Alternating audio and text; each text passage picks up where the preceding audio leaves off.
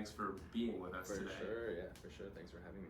You're an incredibly talented cellist, performer. Maybe we always start in different places, but Sure. with you, it's such a unique story. Talk a little bit about your journey to the cello and the compositions that you perform. For sure, yeah. So I'm actually from Wyoming originally. I heard a cello play in a concert when I was 3, and my parents took me to that concert, and I guess I just couldn't get that sound out of my head. So I just wanted to always kind of emulate it. And my parents were like, "You're not old enough, you're not old enough." And finally, when I was 6, I got a cello for my birthday, and so it kind of became like my little baby, and I would take it around and play all the time. And they come in different sizes, so you start with like a 1/8 size, so it's this tiny little instrument, looks like a violin. It's a baby. Yeah, yeah. And then as you get older, you get bigger chairs, and then you get bigger instruments and whatnot. So yeah, I've been playing since I was 6, which is kind of crazy. And then I'm from Wyoming originally. I studied music in Boston. I also studied in Milan, Italy. Amazing. And I came to LA about like 5 years ago, and I've been making like my solo music for the last 3 to 4 years. The name Distant Cowboy, where does that come from? Good question. Yeah, it's kind of just an homage to like my past, like being from the country, being from the mountains. Also, my parents like met at a fiddle contest, so I feel like that like kind of country element of music will always be a part of my life. And I guess the distant part is just it kind of evokes some of my music being kind of mysterious and kind of out there. And also, I think I'm dabbling a bit into ambient music, so there's a lot of just like themes that are kind of just like not everly present, but are just kind of in the background and whatnot, which I'm kind of drawn to. Were your parents just attending the fiddle contest? Or No, so my mom played violin, and then my dad backed her up on guitar, so it's kind of wholesome. You said that when you were younger, when you heard the cello for the first time, you wanted to emulate that sound. Was there a way you tried to do that before you actually got your hands on one? Yeah, I would, it's kind of embarrassing, but I would take like a tennis racket and a drumstick, or like a tiny little violin, or anything that kind of was like a similar shape. I would always just sit down and like, play and pretend like I was, creating real resonance. That's so cool. Some of us threw Backstreet Boys performances in our kitchen, and other people were pretending to be classically trained cello players.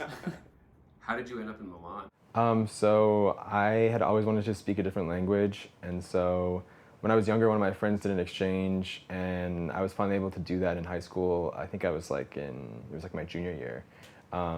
And I had traveled to Italy before, and I just had always wanted to explore kind of just another culture, again, learn a language, and kind of be totally immersed into another world. And it was kind of cool because I was also able to study at the conservatory there, the Verdi Conservatory, and so it was like such an experience to just also be able to go to La Scala, like the opera house, and I think at that age I didn't fully appreciate it, but now when I look back, it's like really, really fun. It's incredible. Yeah.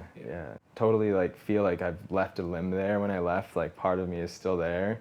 And it's exciting because I actually still collaborate with musicians there. I worked with this artist, Francesco Costanza, and he's like a pianist, so it's been great like writing with him. We collaborate long distance, and so that's been really fun too.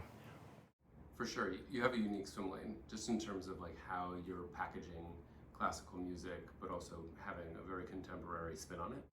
Yeah, I mean, I think that that's kind of my mission as an artist, is to like make ambient music sexy, or make it fun and accessible to like a larger audience. And there's some classical influence in there, but I'm not serving it to you on a silver platter. I think it's like I'm making it very open, and that's why I love playing outside. That's why I want to do a lot more performances outside, and yeah. Do you feel like, is there a sort of responsibility that you feel to what the future of classical music means to a wider audience? It's a great question, because I think that like a lot of my fans have like wanted me to release, Bach Cello Suite or The Swan or some of like the classics that most everyone knows. And so of course I will one day, but right now I have so much music that's mine, and I think doing a lot of like pop sessions, like sessions with pop artists, I think I've kind of just been around the session culture, and I've seen the way a song is written in the studio, and I think that excites me more than just playing a song that everyone else has already studied and played and knows. I think there's a huge responsibility to definitely just continue the tradition of classical music, but I don't think that I'm gonna try to like carry about it the same way that a professional orchestra does, where it's still just, you know, tuxedos with like a white bow tie, you know, or black bow tie, all of that. I want to see the white bow tie. I had to wear one for an orchestra once, and I was like, really? Like, I was like, what are we, waiters? No. Do you remember the first time that you felt like you had something to say through your music or through your instrument of your own? Yeah. So there's a really great Italian cellist, Giovanni Solima, and he has a lot of really experimental, I mean, he'll do like Hendrix covers, but he'll also do a lot of his own work. And I think he was one of my first inspirations, which kind of led me to discover my own voice in the instrument. From that, I started kind of just experimenting. I never had anything concrete. And then in Boston at Conservatory, I think I like played one of my own original pieces for like my senior recital, which was kind of like the first small glimpse into like me realizing that that's kind of what I wanted to do, and I had something to say more than what I was taught or like what was kind of around. Yeah, and then I guess moving to LA, also being surrounded by a lot of excellent artists. I have a close friend, Kathleen. She's a really great singer-songwriter. She does kind of more folk and acoustic, and she kind of just like renewed in me this like sense of value for having musical ideas or song ideas or just melodies. And yeah, she's amazing. You guys should check her out. She's really great. But I think that she reminded me that, oh, like there's actually a future in this. There's actually a career in this. There's, you know, there's immense value and people are wanting it. So for a lot of people, when they think of like, what does this song make me feel? The easiest thing to think of would be like, oh, what's the lyrics? What's the song like actually trying to say? Sure. And of course, your music doesn't feature that. I mean, I know you work with people who do that. Sure. And so my question, or what I would love to hear from you, is can you speak a little bit to how melodies and harmonic progressions, how those things act as storytellers in your music? Sure. So Canyon Sun, for instance, actually began as a piece that I wrote with a dancer. That was like at the beginning of COVID. I was commissioned to write a 4-movement dance piece, and so that was interesting because that was actually written kind of kinetically. So whatever the dancer was doing, I would kind of mirror it, and they were located in New York. And so it was interesting because we had this connection. I feel like my bow was almost kind of like phantom connection with all of the movement that they were doing. So for me, actually, that's when I realized that a lot of my melodies can be drawn from movement and dance. And I actually kind of like writing that way because it's you kind of get out of your head and you're actually responding to something that's happening energetically, and then you just kind of, you don't really have a choice to think about it. You kind of just, it's more of a response. I think that's one way that I approach melody. Other ways are, you know, I just listen to like lots of different composers, different artists, and then I think just our brains subconsciously like mission mash all the ideas together. So I think that like some of my melodic influences are from, you know, some artists that I really respond to and like, and probably listen to on repeat. So it kind of gets stuck in the blood. Who are those artists? Classically, like Oliver Arnolds, Niels Fromm, Giovanni Solima, the cellist, and then I also like, you know, I like your sad indie pop, you know, girlies like Lizzie McAlpine or Olivia Barton. There's just so many great artists too that are up and coming that are not well known that I've met in the past like 3 months that I also just really enjoy their music as well. Do you find, as you've moved into pop sessions a little bit and been a part of that world, how much classical influence or training have you found? Is it been a surprising lot, a surprising little, or is it like a diamond in the rough? Yeah, it's interesting because some of my like close friends who are producers will call me in for random sessions, and a lot of times like they will bring me in because they know that I can just read off the charts, or I can just make ideas up and kind of improv based upon the song. Yeah, and it's actually funny because in certain situations, like I did some tracks for Ray, the really great artist, and another artist which I don't think I can disclose yet, but when I was there, I was like so excited because I felt like that was like the one chance where I had to deliver all of the technique that I learned in school.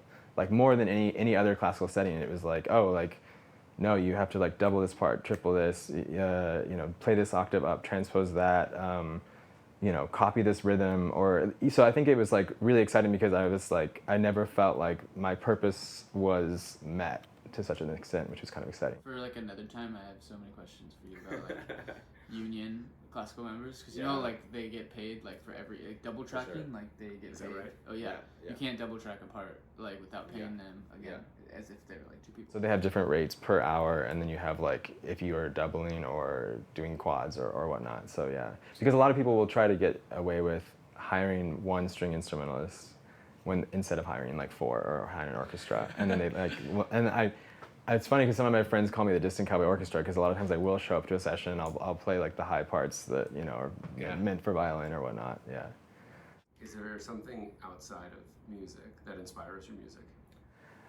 So dance, obviously, visuals. I think like light is really enthralling to me. Different visual artists as well. Yeah, I mean, I think that like even just a moment, I think you can be like on a walk and like maybe I'll look up and see a certain way, like light is reflecting from someone's window and bouncing back and hitting a branch on a tree, then there's like a blossom or something nearby. I think anything can really inspire me. Yeah, it's more of a matter of choosing what to chase, I think, because I think like everything I can find inspiration in, which is kind of exciting. I feel like one of your aesthetics that's very consistent is dramatic nature landscapes, and For sure. yeah, and so I assume that comes from Wyoming and Yeah. the role that plays in your own For sure. expression of feeling. For sure, yeah. I mean, like, going back to Canyon Sun, like, so that piece is kind of about self-recognition. So, like, I think it was only natural that we took it to, or I was camping in Moab and we were playing in this huge canyon, and so it was like this, it was almost like this cathartic experience of like, all your ideas in your head kind of bouncing off these walls, or like, what is our container, and like, what are our bounds as, as people, as artists. But yeah, I also love streams. I love water. Water for me is a huge inspiration, like whether I'm at a lake or like, near a waterfall or whatnot. I think that the steady stream, the steady flow is always something that grounds me, and also I think inspires me as a writer, as a musician. I think also when you're playing, like, it's just good to like have continuous motion, and I think just to be like influenced by that is important, I think. Yeah. I'm still like so enthralled by with Canyon Sun, the dance piece that you created, like For sure. using this dancer and your bow as sort of extensions of each other, and how freeing that must be to know you're still creating something from scratch, but to have that response. And I'm just like thinking about like writing a song. I'm like, how can I do that with lyrics? Like, yeah. it's so wonderful. And I think sometimes rhyming gets in the way because like everything has to fit in a box. For sure. And it doesn't feel like it can be as free, but that's definitely a self-imposed limitation. So now you get insight into what's going on in my head. Yeah. And we're back. I think one of the things that you do really well, just playing off of the aesthetics of nature, is bring that into your digital presence. Like, I try to limit my TikTok, but you don't see a lot of cellists playing at the top of a mountain range when you're flipping through TikTok, and you have built a following and done that really successfully. How did that journey start? And I have a question I want to go back to on tracking to the dancer, because you have something in the song Story, I think, during COVID, where you're doing it over Zoom. Yeah. Which is incredible. Yeah, I mean, TikTok for me started, I think it was like 2021. I think I was getting out of like a breakup, and I just needed a place to communicate my feelings, not in words, I guess. And so I think it was kind of like, for lack of a better term, like they were just kind of diary entries. Like I was just, playing a song each day, or just playing whatever I felt. And so I think that some things really resonated with a certain audience that maybe had also like gone through a painful breakup or loss, or certain, they had some level of grief. So yeah, TikTok started for me as like just like an outlet. And then I think that there was like a really great response to a few things, which actually like led me to say, oh, maybe I should release some solo music. Because at that point I hadn't released anything under Distant Cowboy, under any solo artist name. I only like participated in a couple other like pop groups and whatnot. So that's kind of what led me to think like, oh, like maybe there's something here that I can actually like offer to people. Yeah, and then going back to your second thing, yeah, I guess for Easter eggs or like cool things in the song story, yeah, there's a video in there where it is kind of like a zoom, so you'll see like a small blip of me in the corner playing, and the dancer in New York, it was like just so fun to write. Because, you know, of course there'd be glitches too, so Yeah. I would sometimes have to catch up to him because he would already be on the next movement or whatnot, or series of movements. And but it was just so magical to like also communicate that way because, you know, we also, sometimes we would just say, okay, well, why don't we just try a pass? And then we would just keep doing it. And, you know, 8-10 minutes later, we would still just be playing and dancing. And then we would kind of just let our minds and our bodies be the intuitive forces, versus like, you know, trying to really like decide every little detail, which I think is also what I love about going into certain sessions where people don't try to dictate everything. They're just like, yeah, just play what you feel. Because I think ultimately that's what matters, and I think that's like what excites me. And I was talking to a friend recently, and he was like, yeah, like we had this jam, and he was like, that was like the one time that I felt closest to like who I am as a person, and like it just kind of hit me because I was like, yeah, like it's cool to be able to share those moments with people too.